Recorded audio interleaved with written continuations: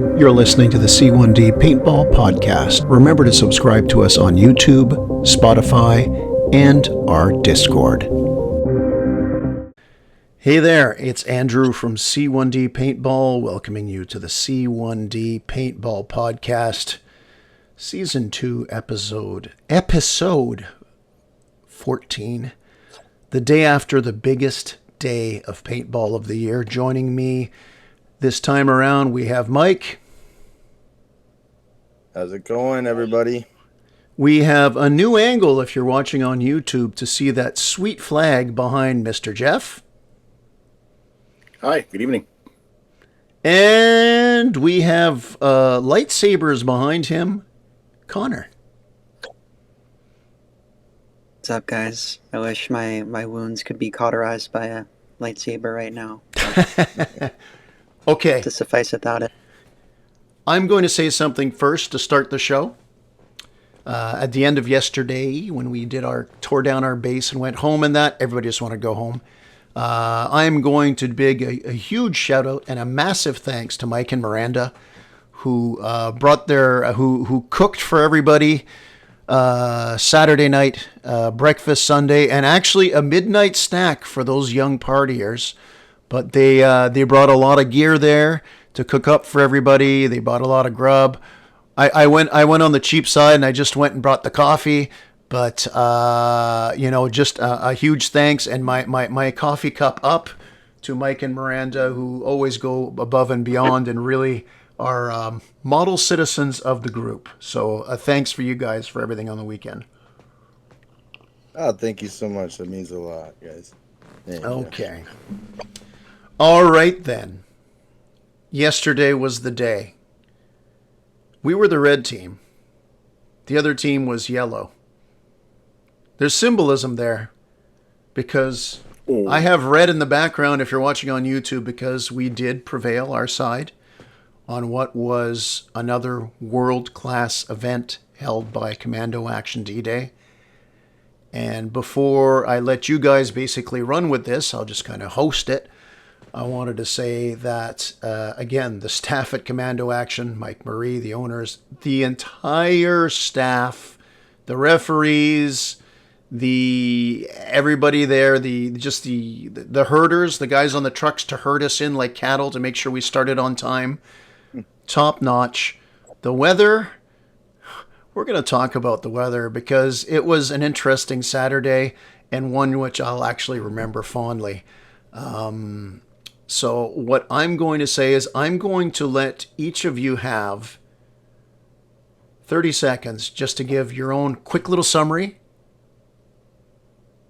And then we'll just get into stories and lore. And an example in a 30-second summary. C1D played as a unit, I felt. I felt our team was organized thanks to our General Pat May. And I'll mention some of the other guys on our command team.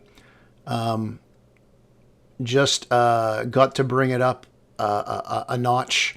And I tip my hat to the Allied side, who gave us a hell of a fight. And in the first half, I was really thinking that it might be lost.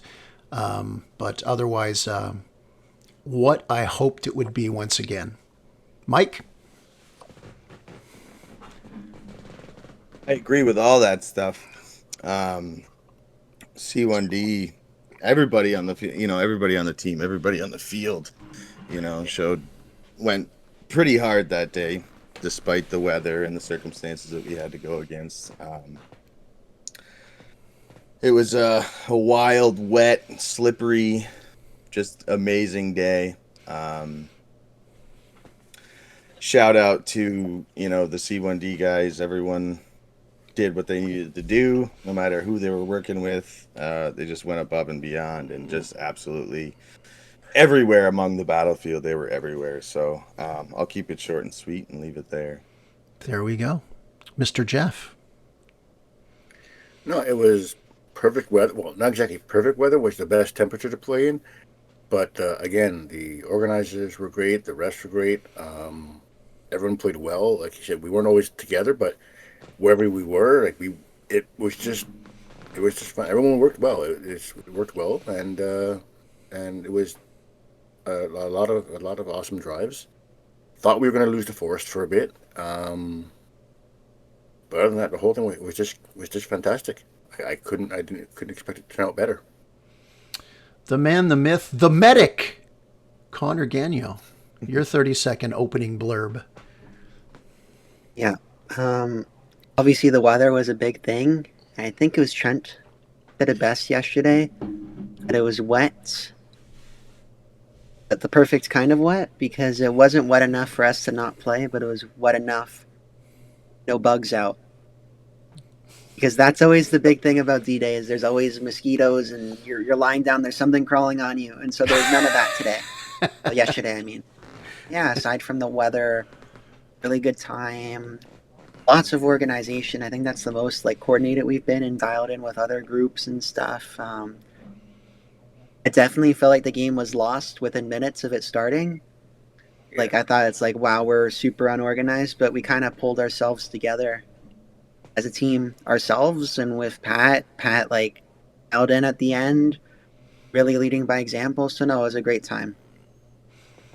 Yeah, and I guess we'll start because I've asked the other three co-hosts tonight to just mention two little stories from the day, because ultimately, for me, a big game is, yeah, it's tons of these little micro battles, but for me, it's just the 100 stories that you could pull out if you're able to be lucky enough, like Connor and I, actually Mike as well, to record it and see 4 hours of gameplay. You'll find all these little moments that could be like, this is why I like this event. And whether it's running up, like when you're Connor on a medic and doing an awesome slide to tap a guy in, or whether it's seeing a couple of noobs that look lost and asking if they're having fun and if they want to join a rush.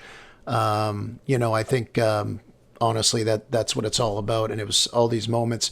The game did start. I'll give my own little summary of the first half, and then we'll just tell stories and we'll go into the second half. The first half, it did start off a little interesting because for the third year in a row as the Axis team, second with numbers, we went specifically to go, starting on the east, to go over the bridge, the container bridge, go to the tree line, cut in, and dig deep. Connor, you were the first to get there on the other side of the container. And as I've mentioned in previous podcasts, you don't want your unarmed medic to be first. But you know what? I don't think you were expecting to see what you saw when you got there, Connor. Absolutely not. It was the worst thing ever. Get there immediately, and there are so many, I don't know how many people there were. They're just waiting on the line. They already set up. They're all there. And yeah, I know, it was scary. I ran up much, much further than I did last year. And so I even had to turn around and just run with my back to them because it's like, wow, this is horrible. So. And we found out why in the second half. Jeff, why did they get to the forest so quickly? Something we didn't consider. Well, they moved up their spawn point a bit further up the hill. They weren't out. Yeah. They weren't starting at the bottom. I knew that. I told the team we got to run, guys, and nobody came. Oh, I should. Well, as if I was going to help myself. They said at the front of Boneyard. I didn't know where that was. I knew it wasn't on the beach. No, oh my God! No clue where it was. But if they're starting anywhere closer than the beach, it's closer to the forest, so they're going to get in way quicker. There's the road going right up. I sound like an idiot now. I'm going to edit that out. Yeah, because last year when you ran there, Connor, with Jared, Jeff's son, with you side by side, you got there was only a couple. But yeah, they probably had 40 yards less to run uphill. So yeah, none of it going up. Yeah, just level. Much easier run.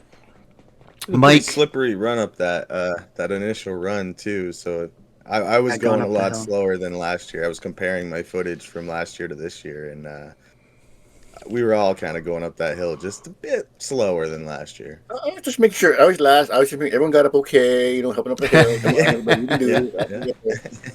Come on, let's go. Yeah. I paced myself because I had to put extra yelling in to get people to get up. I have to say the F word at least 8 times before I clear that bridge, and I came pretty close, but I pulled it off with a few to spare. What were your okay? So this is because it was your second D-Day. What did you think, Mike, as you went over through the container and saw that? Did you think like maybe last year was a little bit of luck, or what dawned to you when you went over there and it finally started?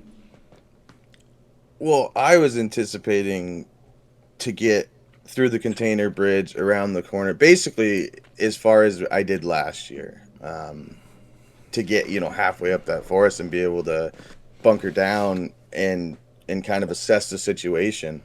But that, like you guys said, that was not the case. Is Connor was already through the container, obviously, before I got there, and he was informing us as we were coming through that they're right there, they can already see us, and he just kept pushing us to the right and up and around. But I didn't nearly make it as far as I did, but I didn't let it intimidate me, really. I ran headfirst into that shit, and it was absolute madness on that front line for quite a while. But me, Thomas, and Miranda held our own for quite a while. I lasted longer than I did in the first game on the first rush. It was pretty sweet. We hunkered down and were able to, I don't know if we got anybody, but we were able to hunker down and do some work. So it was pretty cool. Jeff, when you stepped over the line there, what did you think? And maybe mention how the foliage in front of the forest was basically a soup, right? Yeah, the best way to describe it is like when I finally got up there, and I got to where the bunkers were, the sheds. Bear Hill. You know Wait. Did you just forget Bear Hill? Yes, First it was the coffee cup. Now you forgot it's Bear Hill. Shit.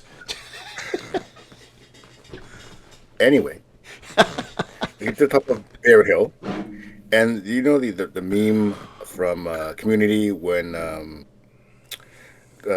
Danny Glover walks in and everything's showing chaos in the apartment. There's a fire. There's someone's dying in a corner, and he's just holding it. What the fuck happened while I was gone? Like what? Yeah. What? He's getting pizza. Yeah. It's only done in 5 minutes. Yeah, there it is. There it is. That's exactly it. That's me. And I went, what the fuck happened? Like the level of firefight and entrenchment and paint was like in the first 5 minutes. We didn't have that until about just like 30 minutes at the start of the last game. Like we had gotten established, we're there, and then I'm like, what the hell happened? And I start getting shot. So I take a cover at top Bear Hill, and you got guys sniping from the bottom of Bear Hill, up from the road, and it's just like this crossfire from the tape line and I'm going, and I get shot. I go to call for a medic. Medic revives me one time. Then all of a sudden I get shot like 14 times more, and I'm going, I'm not going to call the medic back over here because she's going to get taken out. With me and with two other people who are just going, we'll just call ourselves out and spare anyone more pain. And I get back up again, and it's like, still, it's like, oh my god. Third time I get killed, so I go back down, and that's when our general calls for a push towards Boneyard because they're flanking up from the beach. So that's where I went for the rest of most of the first half was spent on top of the Hamburger Hill, and in the first 2 lines of vehicles in the Boneyard, just trying to keep us from getting flanked from that direction. Yeah, they were pushing hard and very well organized, especially at the start of the day. I mean, I'll have a better idea of time when I look at the video, but I'd say it took us a good half hour to realize that we weren't going to lose the forest. But it's funny because there was only one slapstick in that area. But I was afraid if they go through there, it's going to collapse and they can pinch us at our spawn, which will come into play later. But no, we stabilized it. And once I realized that at least it was a stalemate, the only thing I thought is, well, there's one slapstick here. We're holding off substantial more amount of players of theirs along the tree line than they're holding us up. And I thought it would be helping our guys in the town. For myself, being one of the you had Pat, you had the XO, and you had all little squad commanders who had bigger groups. There was, I think, 5 of us. And going to that tent, and really, I want to get a shout out to Tatanka, because the 2 previous years he was our general. And I think he started more of, you know what, as the general is, we're going to have the maps, but we're really going to try. Everybody every year says they're going to communicate walkie-talkies, and inevitably it breaks up. Every time I went in there, it was, what's your intel? Other guys were there, we'd swap intel, and you felt like, hey, I'm playing soldier. No, I'm being better. I'm playing like leader. Like, we go out there, we need this, we need that. And at one point, when there was Alex had marker issues, I gave him my marker. It's like, you know what? I'm going to play runner here, work with the front lines, work with the headquarters, and equipped with a flag. I got asked only about 30 times, so I was a medic because it was the wrong color. But I sat there and I said, if this is going to be the whole game, yeah, I'm good with this. But yeah, there was a couple of times I thought we would lose Hamburger Hill, which really would have cost us, would have been like horrible. But we held up some incredible action. Anybody want to, how about a first round of stories? We're going to talk about the second half after, and then we'll do some round 2 of the stories. Anybody like to volunteer? I've been getting Mike for everything first, so I'll go in reverse. Connor, would you got a story to start us off with on the day? Doesn't have to fit into the first half, but. Well, I mean, I guess my two stories in a narrative. The day, if that makes sense. I'd like to go with the narrative first, I guess, because one story applies to the first half, one story applies to the second half. The narrative of the day for me, in terms of like the medics, is like that's the best I've ever seen them do on our side. It's like I feel like there'd kind of be when there's so few medics and so many people, you really need every single medic to be doing super well, so that you can't have one always dying, and so that, you know, you're down one and you can't cover for them. Like our medics this year, we were even shuffling them all day. They're all dialed in. Everybody was running. Everybody was, every single medic I saw was telling people what to do. Yeah. If anything, I was the least verbal medic too. So it was really cool to see the medics be so locked in, because I felt like that was such a huge reason as to how we managed to kind of get over the hill, the town in the first half, but also hold the woods as well as we did in the second half. It's because our medics were also, cooperative, telling people what to do, and actually running a lot. So yeah, that was kind of just a global story, I guess. When you're a medic, you buy into team. Best example is when in that first half, I don't remember, maybe a little bit before the halfway part, is a third medic was joining to Bear Hill and the woods, and I said, we got 2 here already. They're spread out. Go and make sure that it doesn't collapse in the village. He's like, cool. He buys into it, goes right back in, and everybody's happy. They're doing their part. No, every single medic I heard, like, we're going back to HQ. Everybody's asking, hey, where do I go? You go here. It's a shit show. Okay, I don't care. I'm going. Like, all the medics were super, like, good guys, but they're also like, I'll do what we have to do to win. Like, I don't care what I have to go through. So it was really nice because I saw their medics. I saw them, especially in the first half. They're just waving their flags in the back. Mm-hmm. I saw people kind of just walking back to them behind cover, then walking out, getting revived like that. So it felt a lot different compared to the 2 teams. They didn't hide their medics. Were so willing to get dirty. You know what, Connor? That's an excellent point. I only realize now. We had one guy in the second half waving his flag a bit, but their medics were kind of waving their flags, and it's like, you shouldn't let us know where the hell you are. Well, that, but also rules weren't clear. It's, some medics play with, oh, you can come to me. Some medics play with, oh, I can come to you, whatever. True. All of our team was, we're going to you. compared to I felt like all their team besides in the second half, I saw one guy running. I felt like every single time I saw somebody die, they'd get up, walk to the flag. Obviously, there's nothing wrong with that. I spoke to the head ref, I think, that was on the beach in the second half. He said the ref, you have to come to them as soon as you stand up, you're eliminated. Okay. Well, you know, it's. No, I think it just shows that the narrative on our team, though. It's like we're willing to get it done and run. It's different than the years past. You got Ricky Henderson type sliding out of those guys. It's a damn good thing it was muddy and rainy the next day, or I would have taken you for a new prosthetic knee this morning.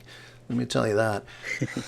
Hopefully, I know I caught it on film because there was so many. Jeff, what's your first story? What's your tale for the young'uns here? Well, for me, for part of that one was in the boneyard when I had gone down, like after I got eliminated for the third time out of the woods. What Connor was saying is right. Like they were always waving their flag. So I saw the opposing medic with the yellow, and he just waved. I'm going, "You're really out open. I got range on you." And I took him out twice. I took out the medic twice. Got revived. Ooh. And I'm just standing there going, I don't know. I felt offended by his blatant disregard for. I don't know. It just bothered me, so I just had to shoot him.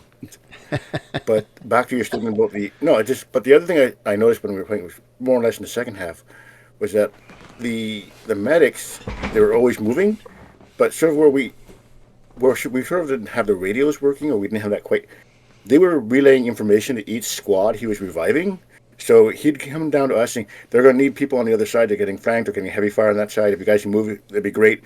And then he'll revive somebody and go off and then come back with the information. Those guys are going to be moving over in 5 minutes. Try and back them up, give them cover. So it's like, it was really like, they were like messenger pigeons as well as medics. It was just like the squad, our side knew what was going on because the medic was moving from group to group to revive people. He'd also relay information. And it was the coolest, weirdest thing. It's like, okay, we can do that, or we can gather up, or we can move. It's just like, okay, that's great. We know we're all pinned in our little bunkers and whatnot. And we're going, okay, what do you do? What do you move?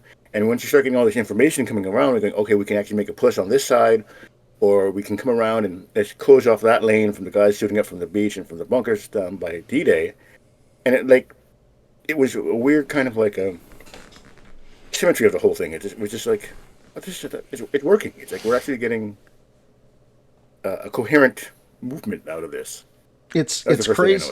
It's crazy to think that it's almost as if we'd played last year together.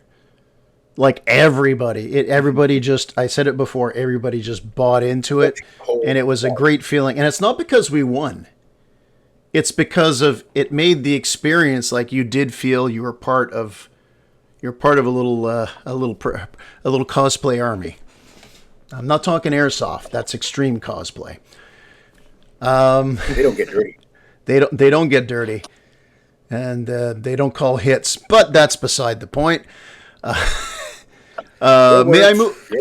There's been shots fired. We'll move on to Mike then for just his first story of the day. Or his first comments on the day. Sure. If you don't have a story, I don't know.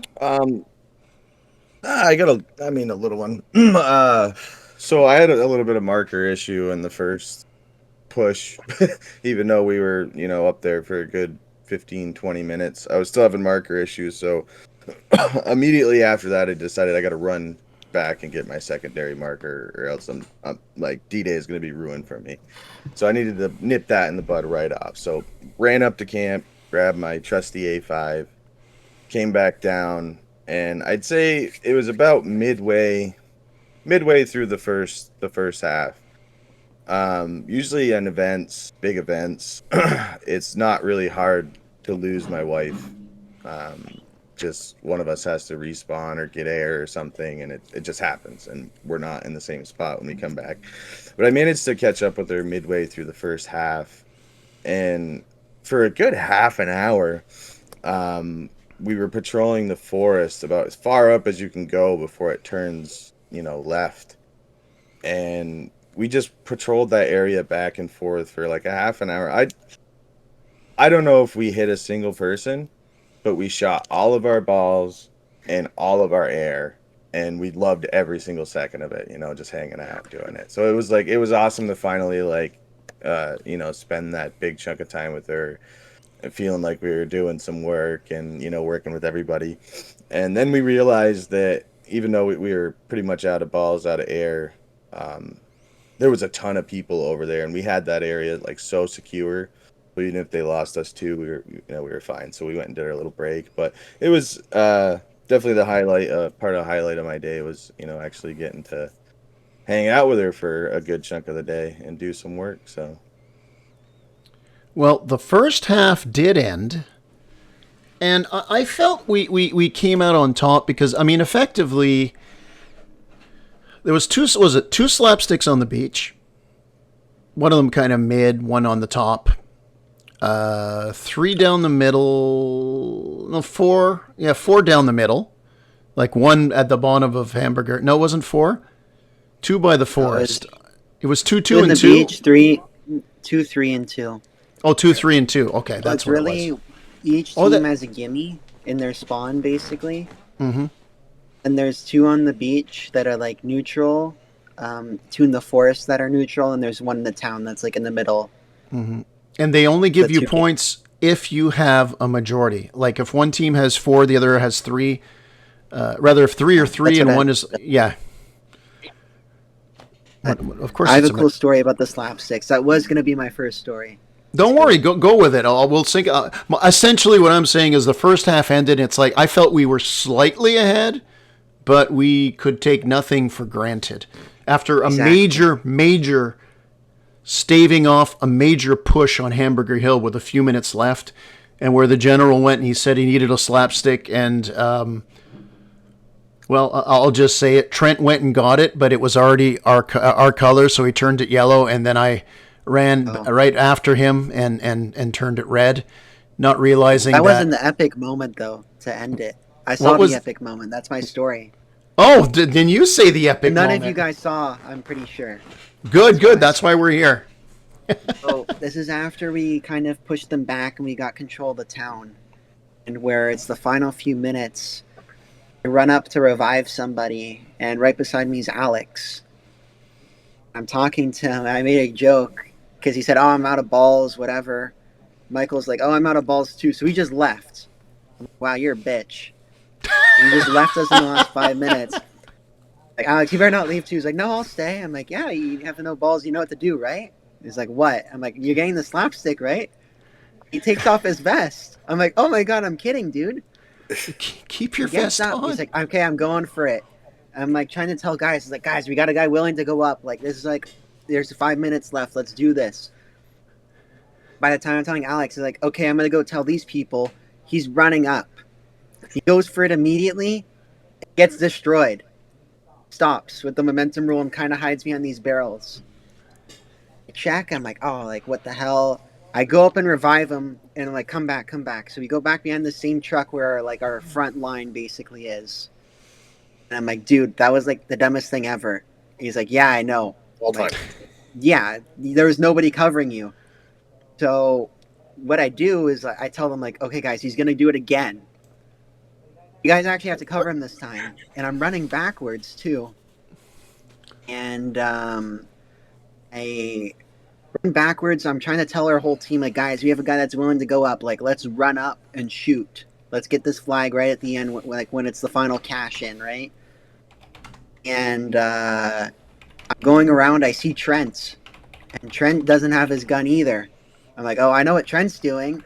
So I send Trent up to Alex. And I'm telling our whole team, like, okay, guys, let's do this.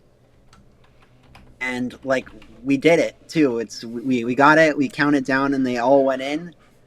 And I think it was in the end Alex actually got it after his redemption run, after the first miserable attempts. I'm surprised that he went the second time after getting hit that many times. He was littered. He was covered in paint. I got the video because I just posted the picture, and I got it on video. I think it was the first time he did, because as he went behind the truck, he kind of collapsed. Yeah, when I brought him he back, fell to his knees. He was like on the ground. He was in pain. And yeah, that is the picture of what happened. That was the first That was before the first run, I think. Oh, man. Yeah. It was so funny. Oh no, Mike, you were there for it. Yeah, I was right I guess behind. I was. I was behind a my truck, dad. and Miranda was beside me up ahead in the next barrier. You can see Okay. Mike, and then you can see there was Norm, Rob, you, Connor, and by you I meant Connor, and of course the man of the hour, Alex. Yeah, that's why Alex had some I mean, big that balls happened a running up for it lot. after getting lit up the first time. Thought he was going to be traumatized. I thought he was out for the second half. He's like I he'd be too scared to play. I But he can't was believe back. I can't believe Michael bitched out because in the second half he ran up hard in the forest, like good 20, 30 feet I don't ahead of think he anybody bitched else. out. I think he was just too like logical compared to the rest of us. He's like, no, I'm out of balls. I can't kill anybody. I'm leaving. So He needed Wow. that redemption in the second half. So yeah, sure. Okay, so we went into the second half feeling pretty good because we knew maybe it wasn't as close as I alluded to at first. Like we knew we'd pretty well won the half as far as the slapsticks. Of course, there's the riddles and the games and the side quests, to which which I would go to the general and say, "How are we doing with those?" And towards the end of the half, I said, "Well," he said, "we've won more than we lost," and I said, "That's good because if we're 50-50 on that worst case scenario, we know we're winning on the field." Now, in between halves, and this is the story that I want to tell you. So I'm posting up a picture here. So it's going to make. Okay, here's a picture. So Trent, who's listening to us in the lobby here, he stumbled across us at Operation Rush last fall at Mirabel, and played with us a good chunk of the second half, if I remember, Connor. I think that's where we kind of bumped into him there, like playing alongside us because he was on our team, but we kind of tagged along with us, and he joined us, and he's been at every single event this year, I believe, every single event. Yep. And real go-getter, positive force, always smiling. He knows how to use that marker, and more importantly, he knows how to tone it down now. after mowing, he knows how to tone it down. So he mentioned at first that he'd gotten back into paintball. He hadn't played it for a while. And I said, "Oh, that's cool." And then he mentioned, he'd played with his dad before. That's cool. And I guess when he got to know us a bit, he mentioned that his father had recently passed away, and he got his paintball gear for him. And Trent, if I'm getting this story right, just correct me. But so he's gotten back into paintball after getting the gear back from his late father, and I guess it's safe to say, with having lost parents as well, and that, I mean, it's a lot of different things, and I guess it reminded him of his dad a bit in good times, and he went out and found us, and if anything, C1D's up for a good time. And we kept pumping him as one of the D-Day rookies. It's going to be fun. It's going to be fun. I guess it was about a week before the event, or it might have been the last time we were out at Warzone. And anyway, there was the conversation about D-Day. I mentioned, there's some YouTubers and celebrities going to be there. Nightmare's going to be there. Wolf is going to be there. And he's like, wait a minute, Wolf's going to be there? It's like, yeah, it's this Wolf's there. He's really approachable. Like, you just go up to him. I said, Jeff and I know him. He knows us. He knows a lot of the guys. And that he's really approachable. So, can I meet him? It's like, yeah, absolutely. And I said, and if there's a lot of people around him, which can happen with Wolf. I mean, the guy can't walk across the parking lot and go take a leak without at least 5 people, And he usually is always good with them. And I said, we'll find him, and hopefully I'll get a conversation between the two. And after the first half, we're stepping off the field, and I'm walking by Trent, and just a few steps behind him, and I see Wolf, and Wolf is under the weather. He's sick. So I think he missed a good chunk of the first half, yeah. And he turns around, and and Trent's got the smile, introduces himself, and Wolf's there, and he's got a smile. He's such a nice guy. He always likes when people talk to him, but you can tell he's feeling a bit of pain. And Trent Starr says, my dad and I, we got into playing paintball together, and we love watching your videos. He passed away last year. It's really great to meet you. And the way Wolf lit up, and it's like, can I take a picture? So, yeah, take a picture. And it's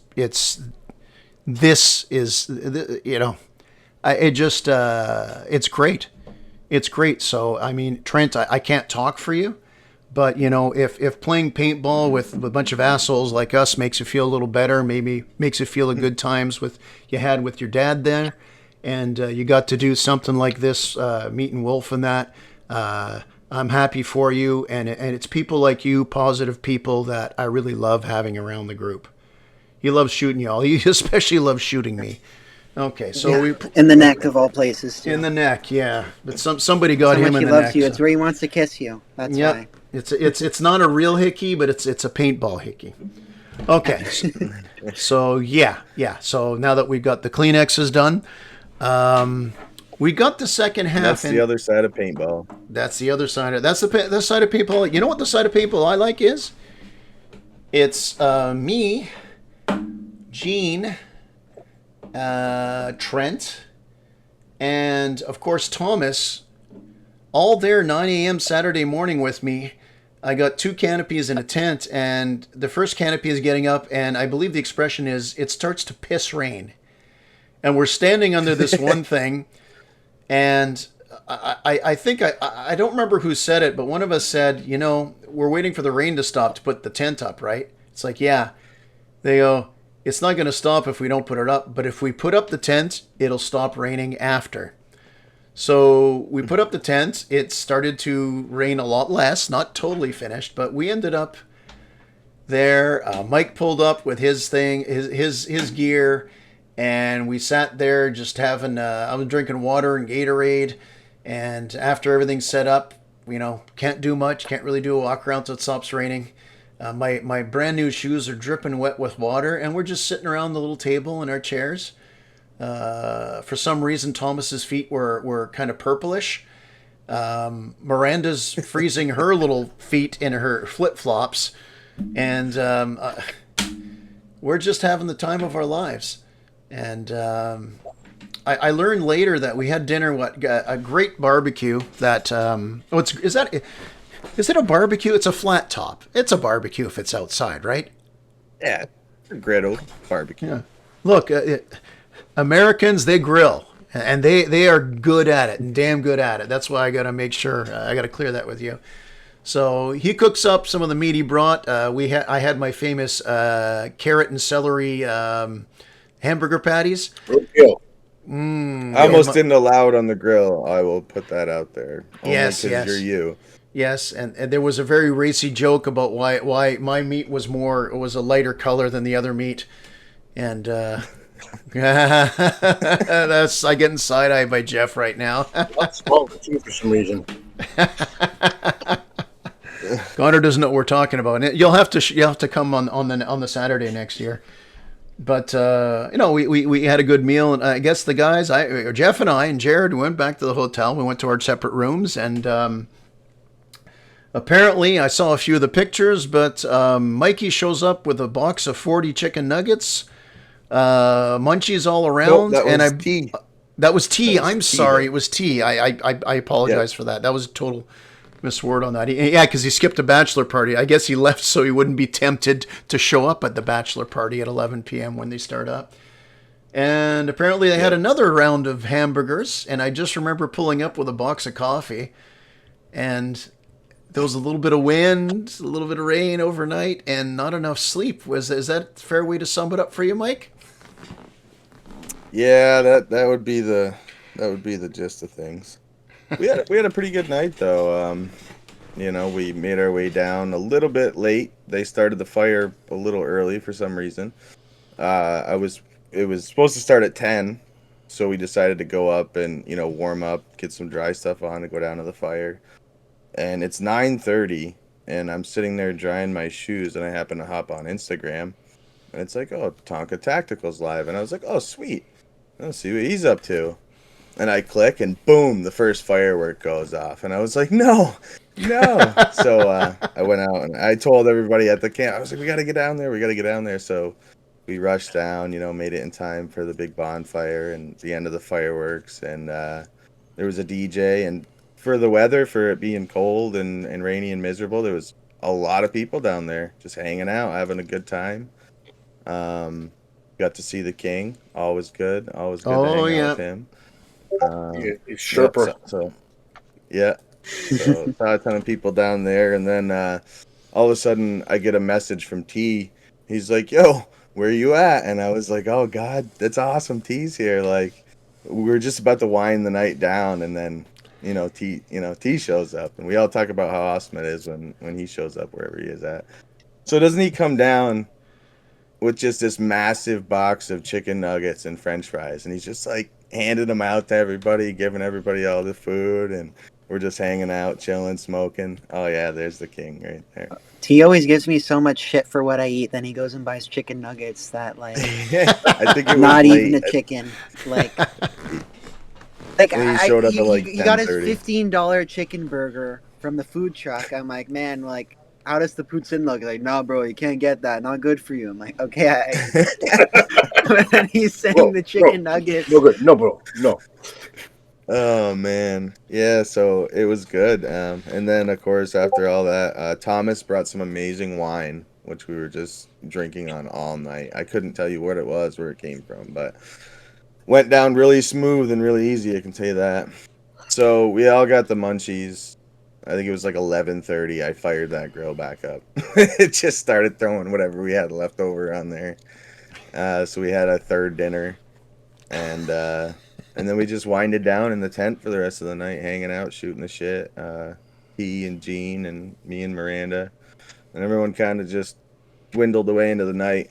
But everyone slept in their cars, and we decided to, set a tent up underneath one of the canopies. Thanks to Jeff, he let us use a tarp to stay dry. But I must have woke up 400 times thinking that canopy was on top of the tent, and we were just like rolling. It was the winds were epic.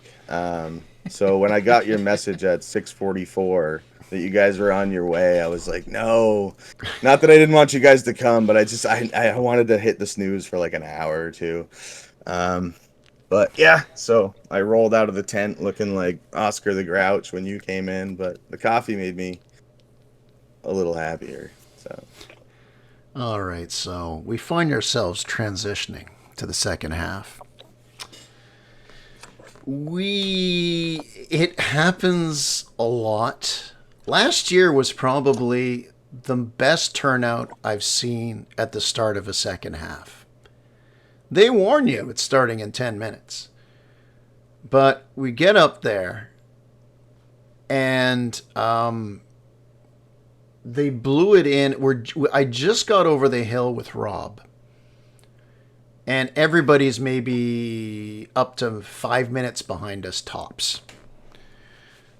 But all of a sudden, boom, it starts. I run in. I haven't looked at all the footage yet. It's maybe a dozen people tops. Maybe as few as 8, 6 to 8. We run through the forest. That's when I first realized the whole spawn thing. It's like, okay, we got to do the same thing. And as we're running, I see a flash, long red flash to my right. Oh, okay, we got a medic. We haven't got a lot of people. We got a medic. I get there, and I realize not a lot of guys, and I just see a mass of humanity hitting the line. And it's like, and I'm there saying, okay, guys, there's puddles here, and there's choke points. So I don't think they're going to go through the water. Just keep an eye on it. I go, medic, get ready to go back and forth. I look to the right, where I saw the long red thing. It's some frickin' guy. It's not a medic. It's a guy with a red pool noodle. Who's and with a sword. With a you forgot the sword. Yeah, he had a sword too. Noodle in one hand and a sword in the other. Yeah. Ninja sword dude is what Trent said. Yeah, I wasn't impressed at that point in time. And Rob and I are there, and it's like we're on the crest of the ridge. So it's like, get down, hold them back. When is everybody coming in? actually, whoops, we lost Mike for a second there. We'll just invite him back in here. I got it. You got keep it, sir? going, Dad. You're okay. Keep going. So Mike gets hit. Not Mike gets hit. Rob gets hit. And I say, go get a medic. Go get somebody. And other people are getting hit. And that's when I realized we have so few people. And I look behind me and it's like, oh my God, like there's nobody behind us. They're going to walk into literally our spawn. And one or two other people are hit. And I go, wait here, talk, put your head up like you're still alive. They think I'm an idiot. But I'm sitting there and it's like, oh no, oh no. It's kind of a good feeling anyway. I got to get the guys in help. And I run back. Well, running for me. And what do I see is, and I'd forgotten, because everybody had missed the start, they were waiting to spawn in every 5-10 minutes, whatever it is. It seemed like a freaking hour for me. And I see Connor coming through the woods at the opening. And he's like, come on, go to the line. He's got the flag there. And all these guys rush in and Rob's with him too. And it's like, thank freaking God. It's like this feeling of like, oh no, we're screwed. And a good feeling like, this is why I'm here, for this fun play. And then I see my heroes coming through the forest. And I just thought that was awesome. And we had a good second half. We claimed Bear Hill back from the Defenders, which is C1D property. And honestly, now, to go into more details, I'll let the panel go, and I'll actually start, a little explanation, a little 30-second, minute thing, Jeff, on what you thought about the second half, and then we'll each do a minute with that or whatever it is, and then we'll do some more stories and see where the road leads us. The second half was fun. I was in the boneyard again. We were moving up, and what I noticed was that when we brought the flag out, and I think it was Trent was carrying it first, and it really... Well, I carried it for the whole second half. Yeah, Trent was the first half. That's right. We brought it out. And then, but once you could see it in the boneyard, in the town, it was just like people would go toward it. They sort of like, okay, we know where our line is, and it's like it was always moving up, and it's like it just people saw the flag and they cheered it or they followed it, and it's like that's really cool. And the yellow team was really annoyed with it. I don't know why.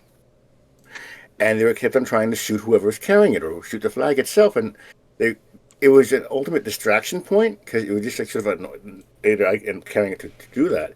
So they were focusing on taking out the flag carrier or just shooting the flag.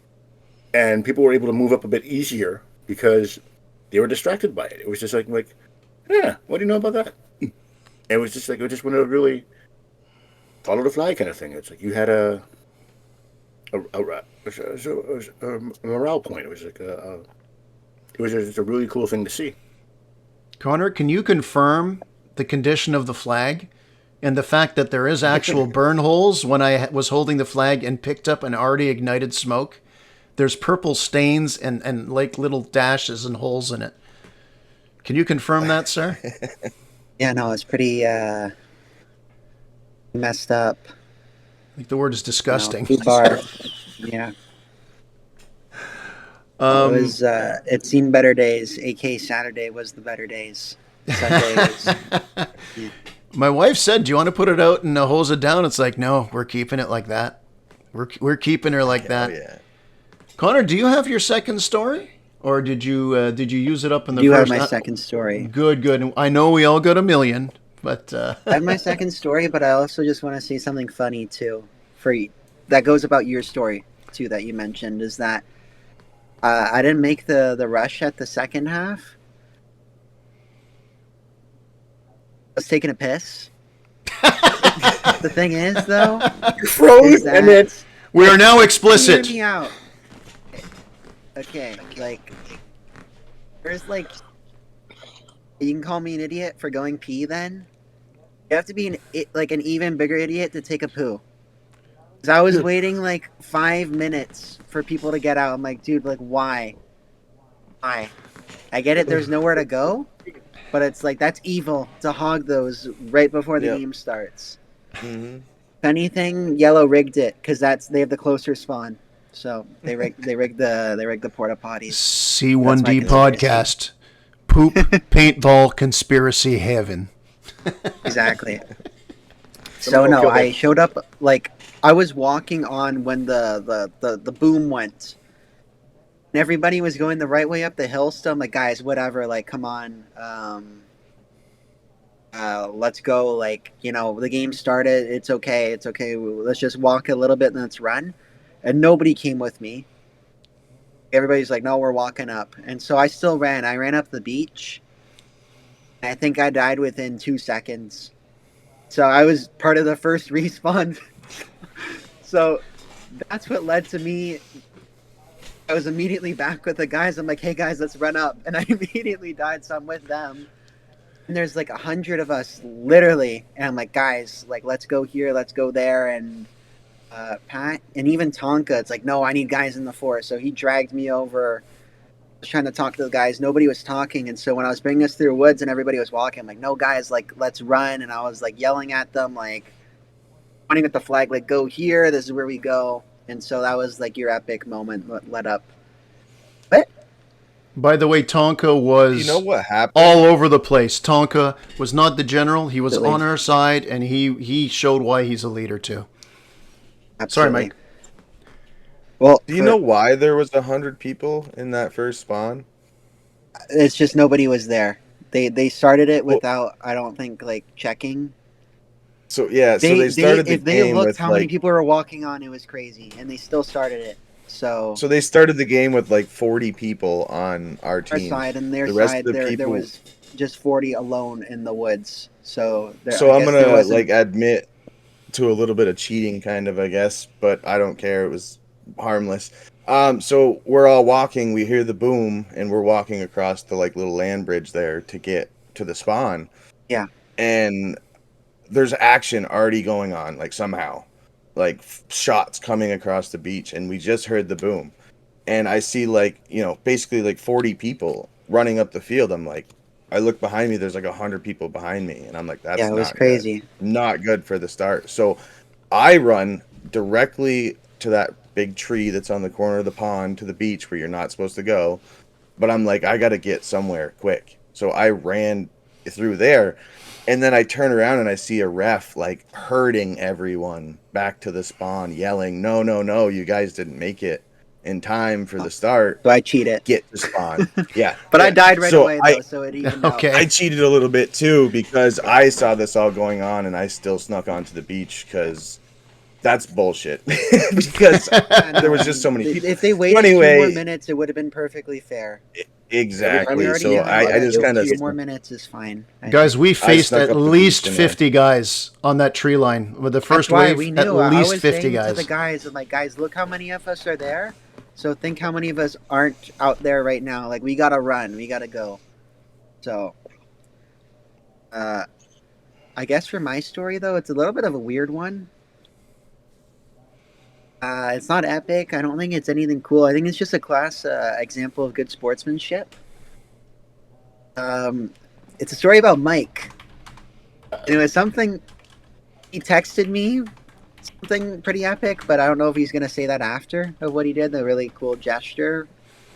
Something else, but I don't think he would recognize that I was kind of really happy. Like, oh, that's my boy kind of moment. Is that in the second half, I was kind of just taking a breather in the town. This is kind of, we had a pretty good grasp and control. And I see Mikey's talking over to one of the refs. And kind of at this point, the game got heated. Because we were far up on them, and they are really in a standstill. So there was cases of overshooting and people wiping and Which can happen at yelling. any field. Which can happen at any field. Exactly. Yeah. That's why. It was just, yeah. So the refs were having to ref. We're getting like almost, I guess, abused. Like they're getting hit and they're getting yelled at. So whatever. And so I saw a lot of that yesterday. I saw Mike. From what I understood, Mike went up and hit slapstick or color, but I guess he hit it so hard It or bounced not back. hard enough that it bounced back to their color. And so he's talking about how, like, I went there and got it, or I think he mentioned that one of them cheated or something maybe and hit it back. And when the ref's talking to him, explaining like, no, I saw it, this and this, Mike immediately said, okay, I understand. Thank you for telling me. And he's apologizing. Like, I didn't mean to call anybody a cheater. That's just what I thought.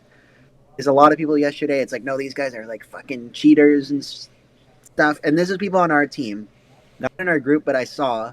You have it. You have it. So I When can you just have that many imagine the people, other yeah. side too. And so to see Mike do that and be like so humble and like to fess up, it's like, sorry, I thought I did something really cool, and so whatever. And he even kind of took the thunder away from his own moment. Even like he's like, okay, I understand. But no, I was really proud of him.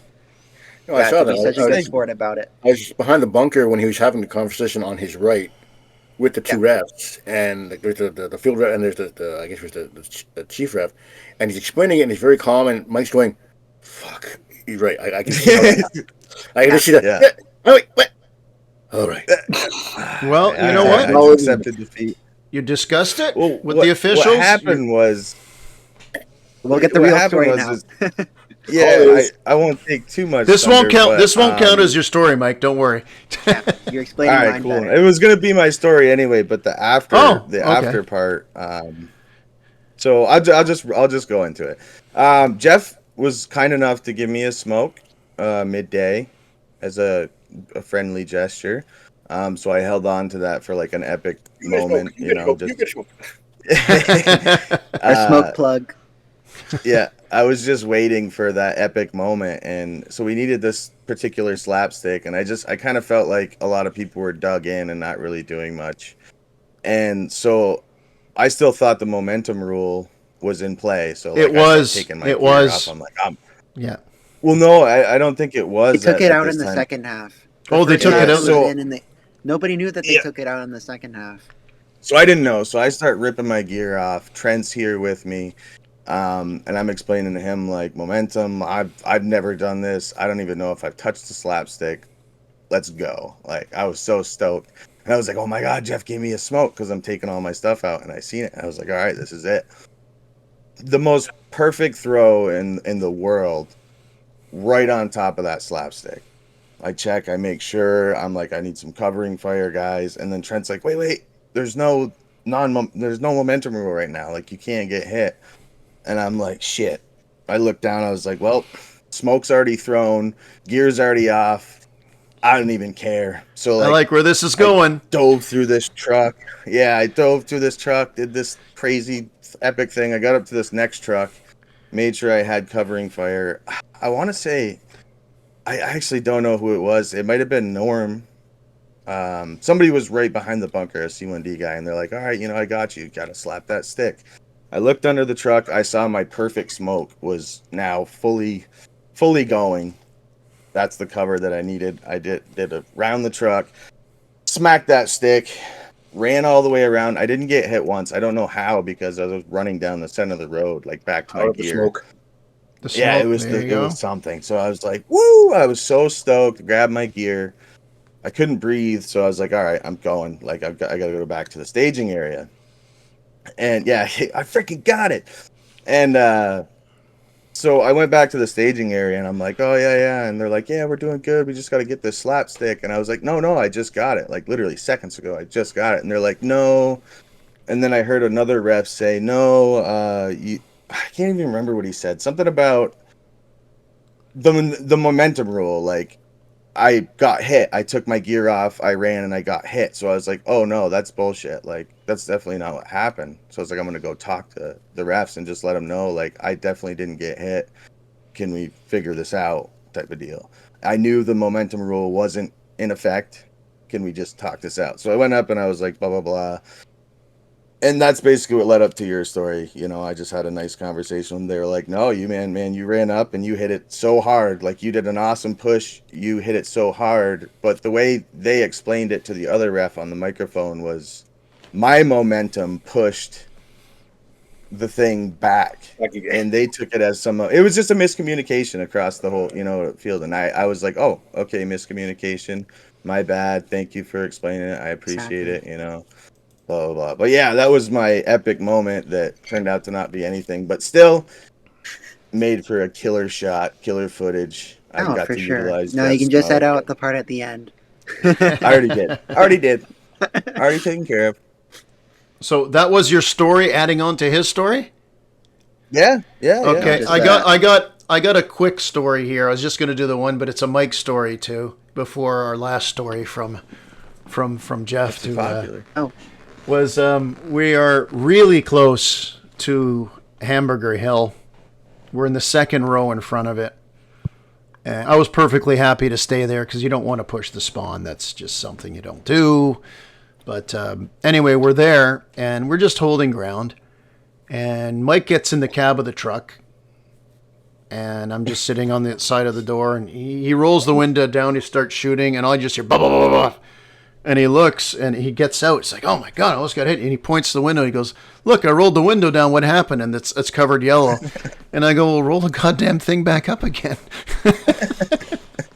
I'm not getting back in there. Yeah. Nope. Connor got in about 30 seconds later and he gave his little, and then I hear, he's like, holy shit. Yeah, they knew I was in there, so I wasn't getting back in there. No way.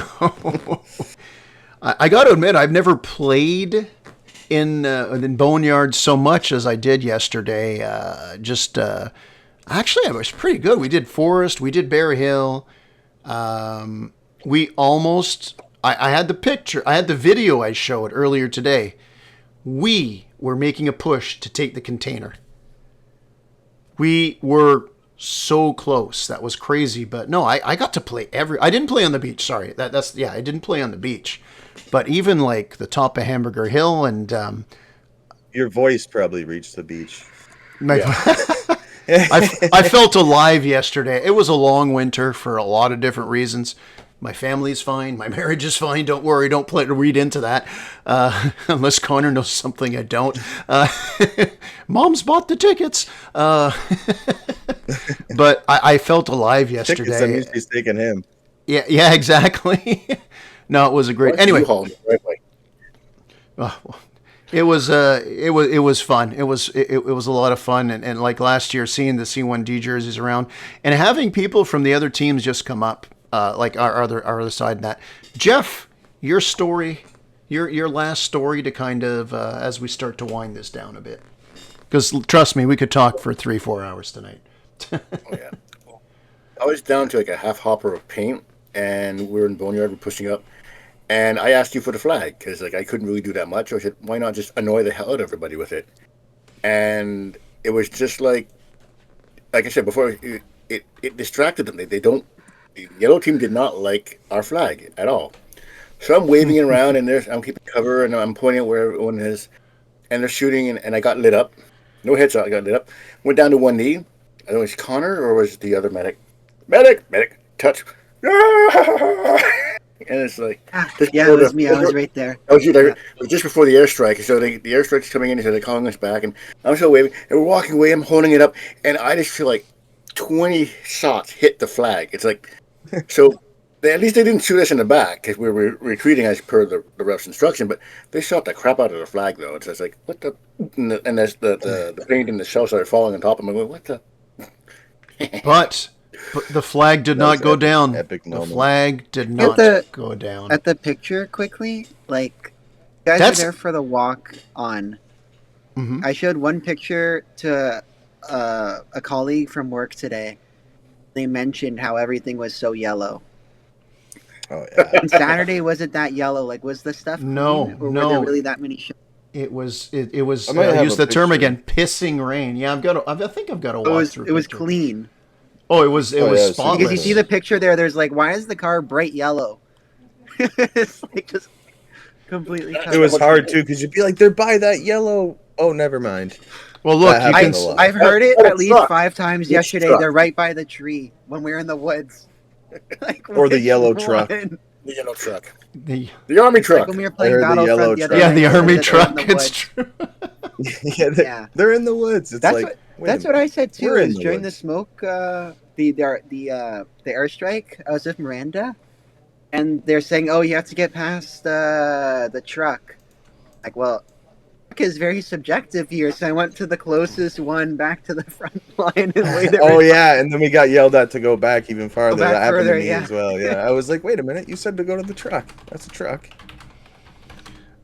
For those of you watching I gotta on say, For those of you watching on YouTube, I just posted a picture from Connor's camera and my camera. At the end of the game, we were high-fiving.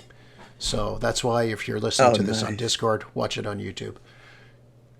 Sorry, Mike. You get... I was just gonna pump you up again. I know I've been doing it all day and night on Discord and Facebook, but you were just all over the place, epic, doing some crazy. I gotta say, some of the craziest stuff. I mean, up there with Trent, just doing some absolute mad, crazy stuff. I got so many videos, so many awesome moments and memories. Even if my camera was dead, I'd never forget some of these like absolute epic pushes. And then you'd come back just covered in paint, and you'd pick the flag up, and you'd be like, "Go, go, go! Like we're going this way!" And it was just absolute madness, leading like some of the best, most fun charges of the day. Along with Nick, who was also coordinating a lot of good charges. I want to throw out to him as well. Yeah. Rob and Norm were there for every single charge that I seen, even if I wasn't involved. And Trent and Gene absolutely killed it this year. Connor was an awesome medic. Trent got to take over medic in the second half of the second half, which was really cool. Yeah, Jeff that's was true. a maniac, just an absolute menace to society. Like everyone, Jared too. Just props to everyone. Yeah. Jared was all over the place. Spot.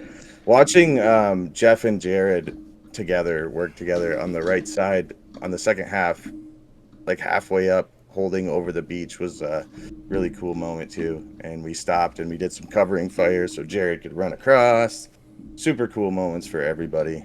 T-Hip, I seen him a bit. Mikey was like a ghost.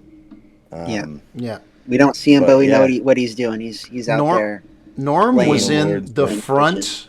Every time I went into a separate section of the field, wherever the front line was, I saw Norm there. Norm just peeking around. Thomas on the front line. Well, Thomas. 24/7. Thomas, it's like just he's so casual up there. You know, he's got the pump up there, and he's just walking back, face full of paint. Make the joke, hey, it didn't break, and he just laughs. And Rob hadn't played all year. Everyone's ducking cover. Yeah. You could have 5 people around him ducking cover, and Thomas is just sitting there with his head up, kind of assessing the situation.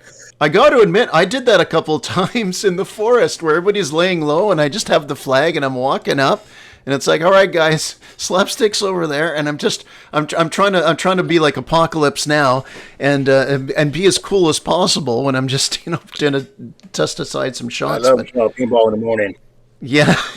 Norm at one point with his marker, he pulls it up on my head and just unloads. And I'm sitting there like, and it's like, all right.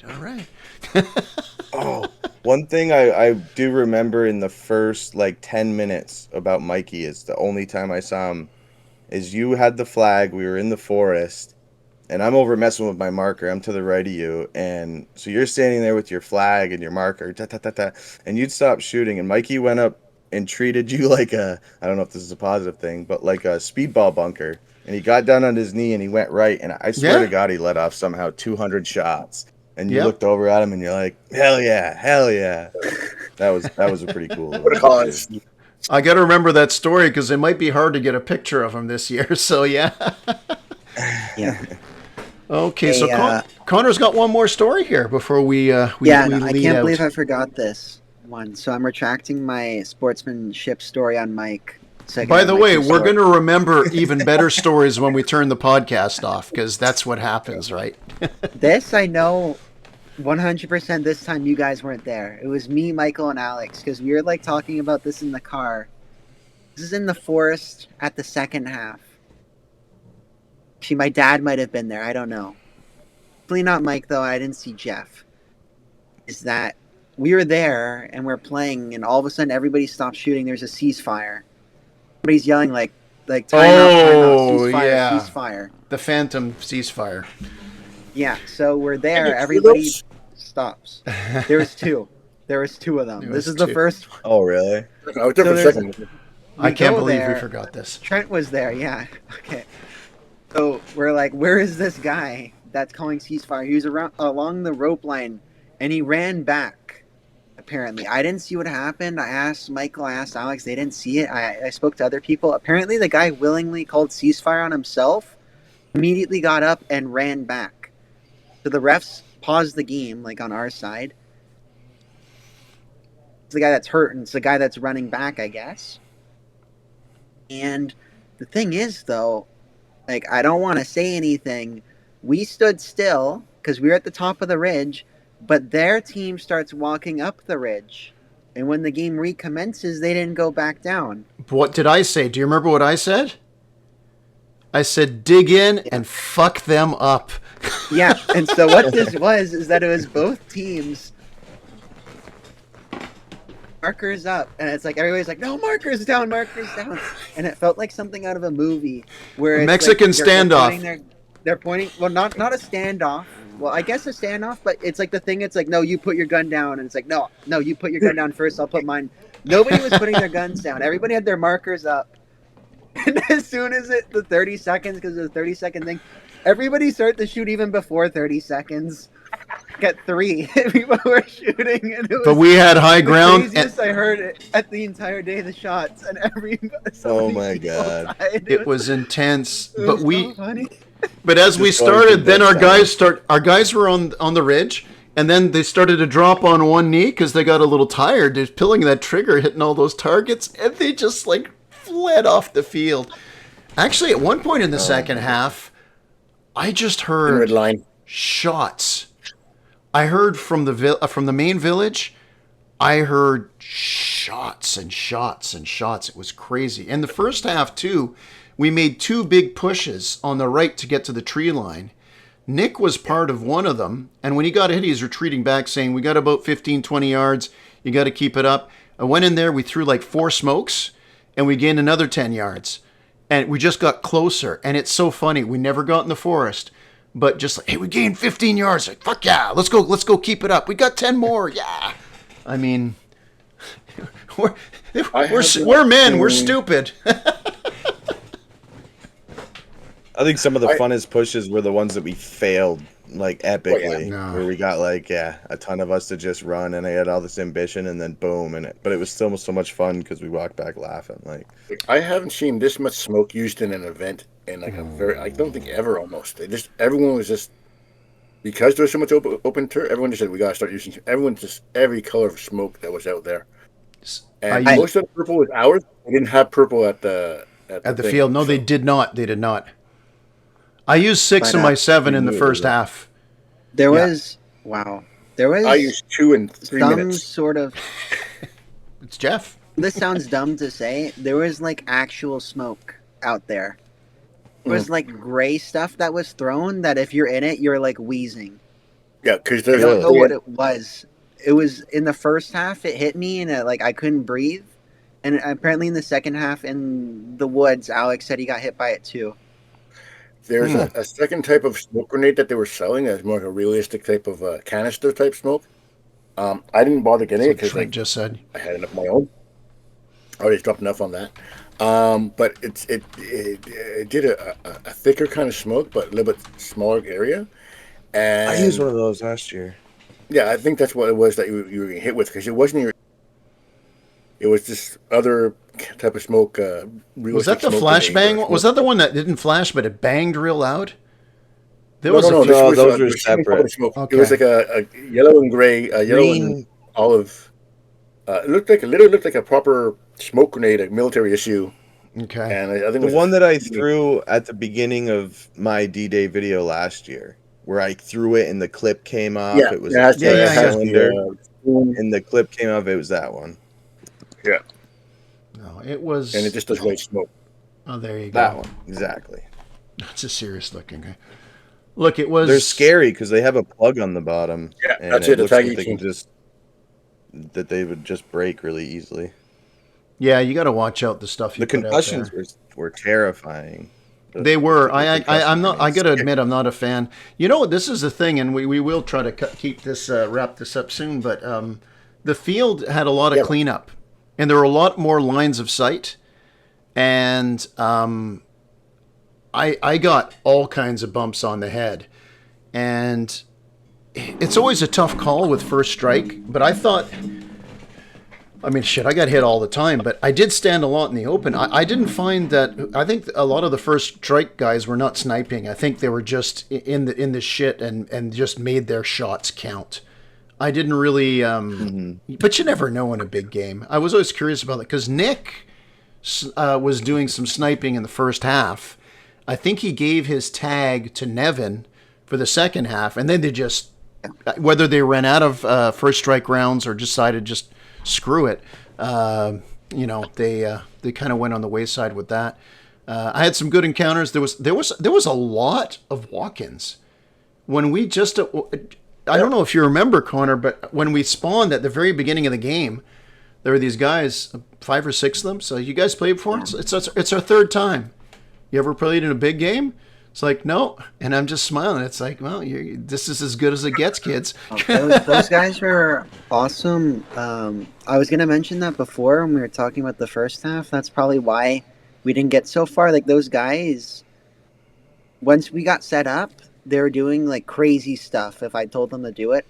I think it's really the start. They were just nervous because, like, you're running into something you have no idea what it is. Once they got over the hill, they were fine. They were brave. They were going in and dying, and I'd revive them. They'd stay in and die again. I'd revive them again. They were really good. So they were in that corner. I was really proud of them. They were in that corner for a long time. Rentals locked it down. I am baffled. I went back when I finally died. The EXO was like, dude, it's just Rentals here.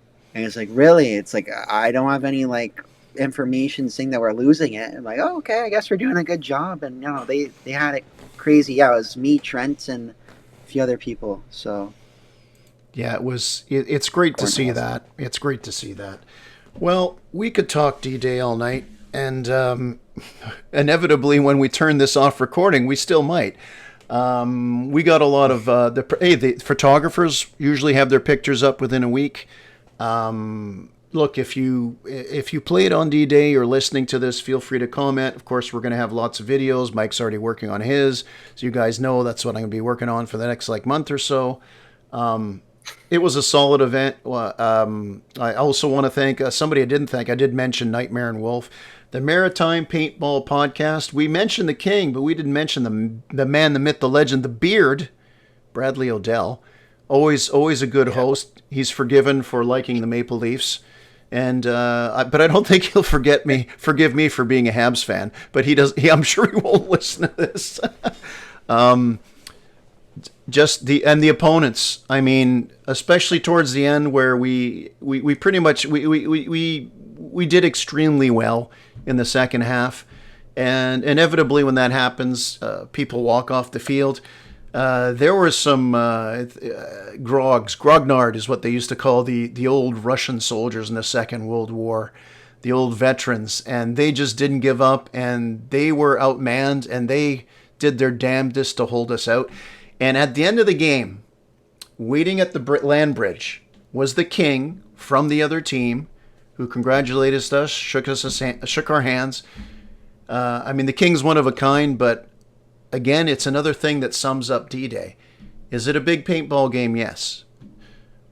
But it's probably foremost a celebration of the game. And with everybody that played with us on the team, some great people, the Grumpies on the other side, top-notch squad. I would run with those guys anytime.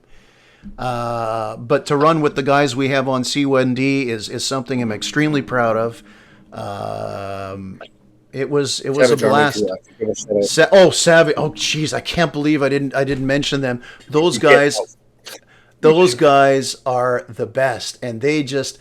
I mean, I kept seeing them go in the swamp. They're gonna go around. They're gonna find a way, and yeah. And if you're playing against them, you don't see them. I just see them. I see their asses going in the bush. The other people, the only thing they see are bullets coming out. Those guys are awesome, and they like to have a good time. Solid team. All right. You gentlemen done for now? We'll talk a little bit after. Any parting shots here? How about Jeff? Anything for the road here? No, pretty much I'm good. Like I said, we had to make sure we said something about Savage Army because they were awesome. Alpha was just like inspirational, especially in the final battle. It was just like he was not afraid to do anything.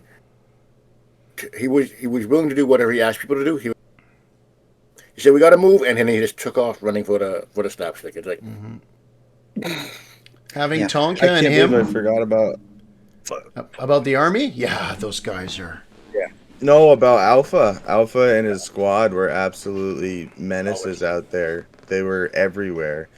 And Alpha's attitude on the field was just absolutely amazing. It was awesome that we got to You had- play along with him. And we did the walkthrough with him the day before. That was super cool. Yeah, that was fun actually doing the walkthrough with them. They're checking all the angles and come over here. Can you see me here? And into it laughing. Oh, we're Hiding gonna... behind trees. And, Yeah, yeah. yeah. Let me Big tell you one into thing. it. If you want to sell paintball to anybody, and Alpha's with you, you just say go talk to that guy, and the guy's going to be going out the next day to play paintball. Connor, you have the last word. I spoke to Alpha actually after the game. We didn't see each other a single time, him or I. I saw some of his boys though. They're unreal. I don't know, honestly, too many groups in the paintball world, but a really nice group of guys. I don't know if it was their leader, but it was number 92 from the Marauders, and we had a nice little talk on the field, and they're really nice guy and stuff, and we had a little bit of a talk, and I don't know, it's kind of just got a good vibe from him. It's like just basically some random guy. I made a joke, he joked back, and we just had a conversation on the field, and it's like, wow, this is what the game can be. So it was pretty special.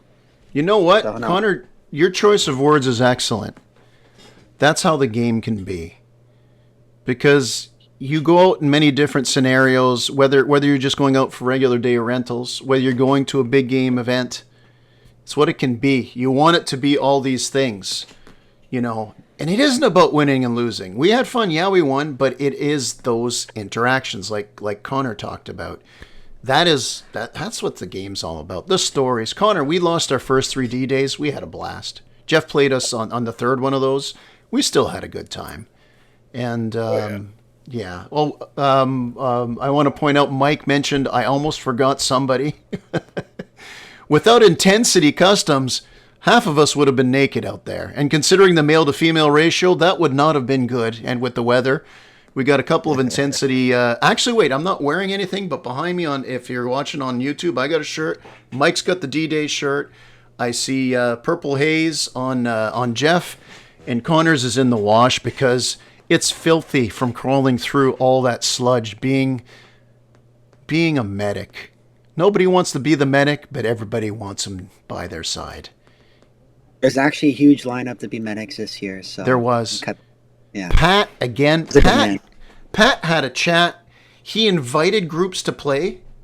There were groups that are quote-unquote better, like notoriously good, that were on the other side. I don't mean they're jerks or anything by saying I don't mind that they weren't on our side, but he picked these guys, and we all talked about little things. We didn't really talk strategy as much as just make sure you communicate in that.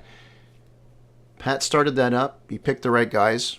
We had fun. Now, if we played 10 more times, would we win 10 times? I don't know. We won that one time, but no, but just the way the game was played, it made you feel, it's one thing when it makes you feel bigger when you're joining all these other people. Our group of 30 joins a group of 20, another 30, 5, 4, 5, blah, blah. But when it's from the top down, it's what yesterday was. And yeah. So again, thanks to Intensity, we weren't naked out there. They sold. I've got 3 new Intensity shirts in my garage. Not all of them free, by the way, from getting my ticket early. And those beautiful jerseys with C1D on the field all over the place. They didn't make the flag. That flag took a beating, and it was just a great time. I want to thank you for listening. We're going to be talking D-Day more. Like I mentioned before, videos coming out. We're just going to be talking paintball. And when you're out on the field, make sure the game is what it should be, what it can be, because at the end of the day, it is just a game. Thanks for listening. Thanks for listening, and don't forget to like us, rate us, and tell everybody about us. Thanks for listening.